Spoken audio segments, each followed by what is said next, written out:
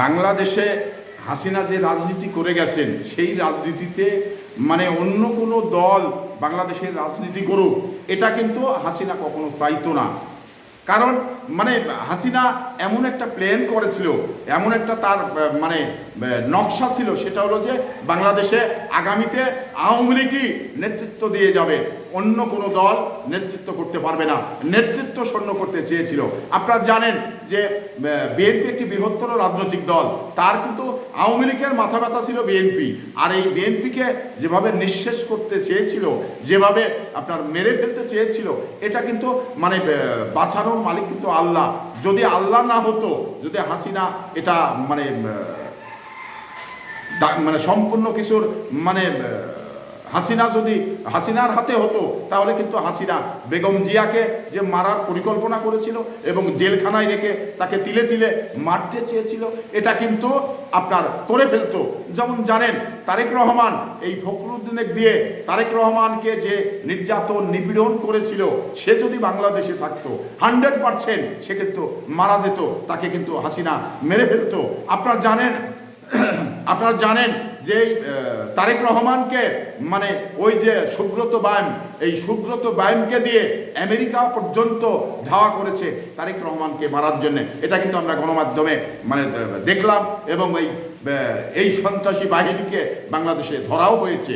তো তাহলে এই যে হাসিনা যে হিংসাত্মক রাজনীতি করে, হাসিনা যে বাংলাদেশে অন্য কেউ রাজনীতি করুক এটা যে চান না, এটা কিন্তু পরিষ্কার মানে জনগণ বুঝতে পেরেছে। তো এই কারণেই কিন্তু মানে জিয়া পরিবারটাকে মানে সে একেবারে নিঃশেষ করতে চেয়েছিল। আর জিয়া পরিবারটাকে তারা নিঃশেষ করতে পারলেই বাংলাদেশে তাদের আর কেউ প্রোটেকশন দিতে পারতো না, তাদের আর মানে বাধা কেউ হতে পারতো না।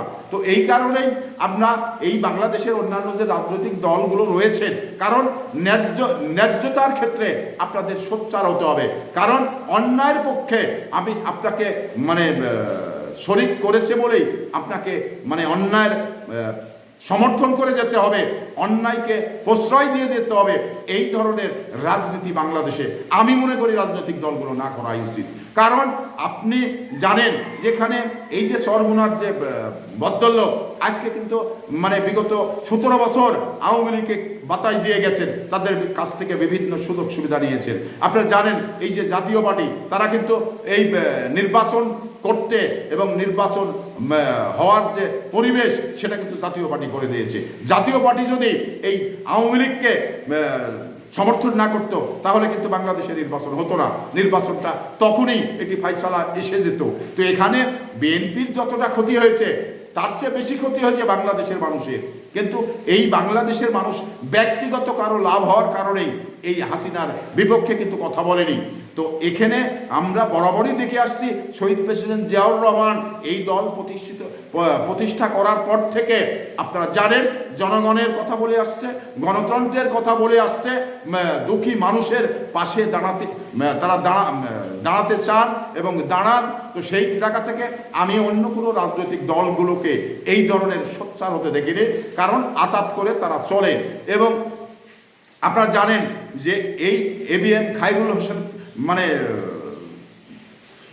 আখতারুজ্জামান যে নিম্ন কোর্টে তাকে সাজা দিল বেগম খালেদা জিয়াকে, এবার উচ্চ আদালতে আমার জীবদ্দশায় আমি কখনো দেখিনি যে নিম্ন আদালতে সাজা কমে আর উচ্চ আদালতে গেলে সাজা বাড়ে। এটাই বাংলাদেশে হাসিনার বাংলাদেশে সেটাই দেখেছি। যখন বেগম খালেদা জিয়ার মামলাতে আপনার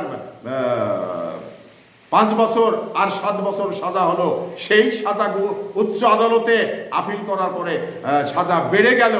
এটা একটি মানে জবর বিষয়। সেই বিষয়গুলো আসলে জনগণ মানে এই বিষয়টা আলোচনা করার সময় নিজের হাসি আসে।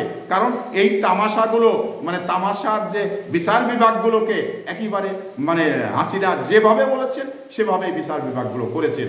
তো আমরা আর চাই বাংলাদেশে এই স্বৈর শাসক বা স্বৈর শাসকের কোনো মানে প্রেতাত্মারা এসে বাংলাদেশে নেতৃত্ব দেয়, এটা আমরা বাংলাদেশের মানুষ আর কখনো মানব না।